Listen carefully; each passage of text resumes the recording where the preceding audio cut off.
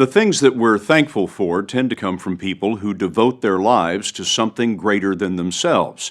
Many folks come to that devotion late in life, but Craig Kielburger discovered it early. He was in 7th grade when the death of a boy changed his life. It was a change so profound that through Kielburger, it has now saved and transformed other lives all around the globe. In that moment, 17 years ago, Craig Kielburger was struck by a profound truth. Something as important as changing the world can't be left to grown-ups. Kids are looking to get involved. They're searching for it. And in an era where, adults often are looking for meaning and purpose in their lives, kids also want to assert who they are, not just by the video games they play or the peer groups they belong to, but by the contribution they make. And that's part of a youth's self-identity in the world. And not only is it good for the child, my God, our world needs it. Craig Kielburger was a child when he noticed the needs of the world. As a 12-year-old in Canada, he read about the murder of a boy his age in Pakistan. Iqbal Masih was a slave in a carpet factory. Masih escaped to lead a campaign against servitude, but within 2 years he was silenced. Kielburger put down the newspaper and rose to speak. We're talking about labor and the exploitation of children. He made Iqbal Masih's fight his own. He talked to classmates, to Congress, to Parliament. To call him precocious is an understatement, as our own Ed Bradley found out in 1996. But what made you think you could do something about it? Originally, I didn't think I could really, but the only way you're going to ever find out is try. So after doing some research, I just walked to my classmates and said, listen, I read this article, here's a problem, this is what I know, which at that point was not very much, and I asked, who wants to help? Turned out 11 friends wanted to help. With no money to start with, no wealthy parents or early backers, they met in his living room and started a charity called Free the Children. Why you? Why not? And if everyone in the world could say, why me, then nothing ever would be accomplished. Why me? Because I've met those children, because I've seen them, because I read the story of Iqbal Masih. Why not me? In the 1990s, Kielburger wanted to free children from slavery, so he went to Asia, recruiting activists and government authorities to bust child sweatshops and sex traffickers. There were early successes, but when we went overseas with Kielburger, he told us freeing children was much more complicated than he had first imagined. What are some of the things that didn't work out? What have you learned? Probably the lowest moment ever was the first time in Southeast Asia when we met children who we had freed before, who were back in slavery, to see that some of those same kids would end up back in the same grinding, back-breaking, desperate poverty. There is nothing that makes your heart fall more than that. Kids he freed were being pulled back into servitude years later by centuries-old culture and traditions shaped by poverty and illiteracy. At the point that you saw that your original big idea wasn't working, why didn't you throw in the towel? There are points where, frankly, there was a frustration and anger, maybe a slight desire to throw in the towel, but never a consideration of it seriously. Because that first trip I took, before I sat down with Ed Bradley, and that first 60 Minutes episode that was a turning point in our lives, that first trip, I made promises to a lot of kids there that at that time there was almost nothing that Free the Children could do in practice. We didn't have schools and projects and offices around the world. And the only thing I could promise them at that point was that I would share their stories with whoever would listen. And I just wouldn't give up. And when you make a promise, you have to fulfill it. The way to keep that promise, he decided, was to attack hardship and ignorance, the very roots of slavery. Today, Free the Children is in 45 countries, a $30 million a year charity, building schools, providing clean water,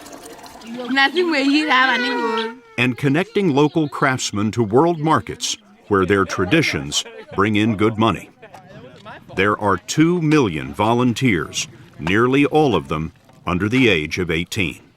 So Free the Children today is the world's largest network of children helping children. So what that means in practice is we inspire kids. Then we give them all the tools they need to learn about these issues. Speaking tours, summer leadership camps, curriculum every week. Our bet that we're making is if you give kids the inspiration and the tools to change the world, it'll change their own lives also in the process. And the ripple effect is incredible. Are we ready for We Day?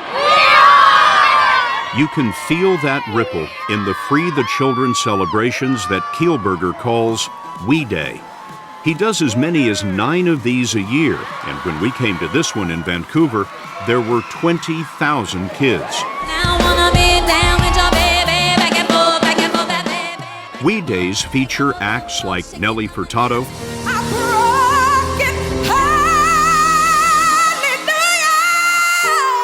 Jennifer Hudson, and lectures by activists including Nobel Peace Prize winner Desmond Tutu. But listen to what happens when Kielburger takes the stage.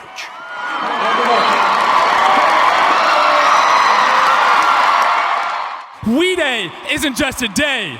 We Day is a movement that happens all year long. Kielburger is joined on stage every We Day by his older brother Mark, who manages the financial side of Free the Children. Like you coming together and taking action. When we see in the stadium all those faces of all those kids, how did they get there?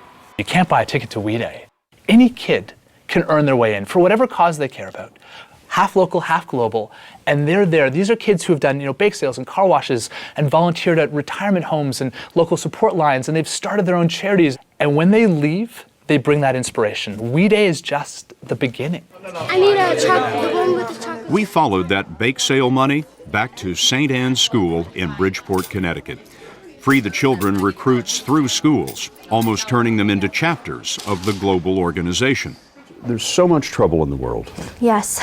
When we met 11-year-old Magdalena Dutkowska and 12-year-old Joey Hopkins, they were headed to Kenya, inspired by their first We Day. We Day is like the biggest thing in the world. It's like the greatest event that could ever happen.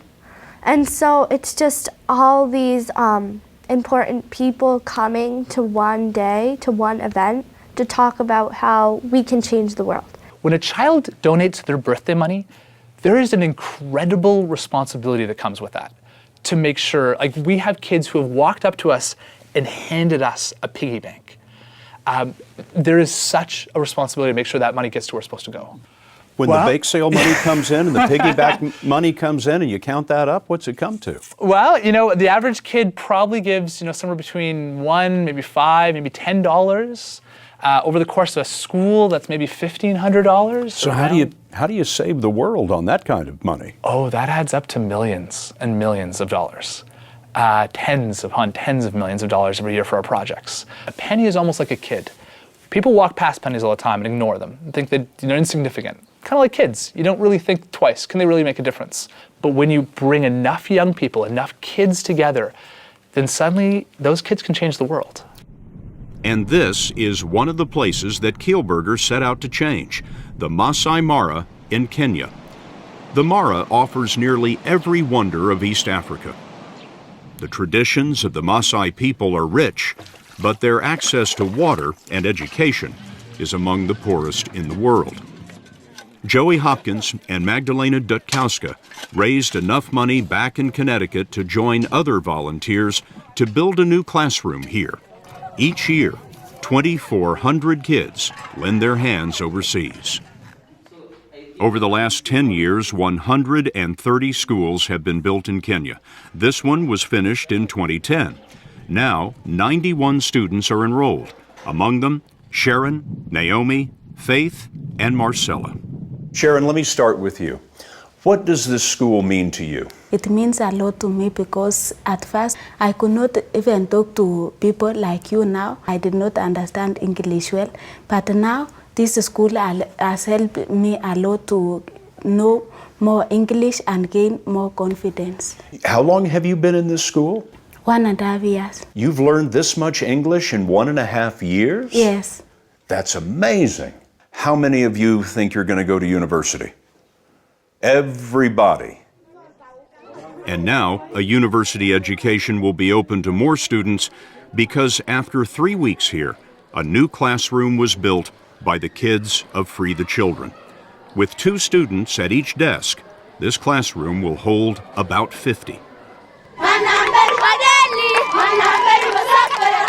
At the end of the project, the Maasai honored Magdalena and Joey with a celebration and a traditional gift. Really tight. Hold it really tight. You got it? Yeah, I got it. I was just standing there with my goat that they gave me, and I was just like, wow. We did this, and we gave this new education to these kids, and now they are so grateful for it. What are you going to do with the goat? Well, I haven't seen my goat in a while, actually. So I miss it, but I'm going to have to leave it here in Kenya. Leave it here. Don't you Yeah. think your mother would like to have it back in Connecticut? I wish she would, but we can't even have a dog, let alone a goat. What are you going to tell the kids back at school about the experience here? Well, What do they need to know? what they need to know is that poverty is a real thing, and kids starving, like that are 5 or 4 years old, is a real thing. That not everyone in the world can just go downstairs, turn on their tap, and get a glass of water, and that not everyone has a proper education, and that you should really be thankful for the things you have. By the time they cut the ribbon, it was hard for us to figure which kids had gained the most. The Kenyans got a new classroom, but it was the American kids who learned. They can be the change in the world.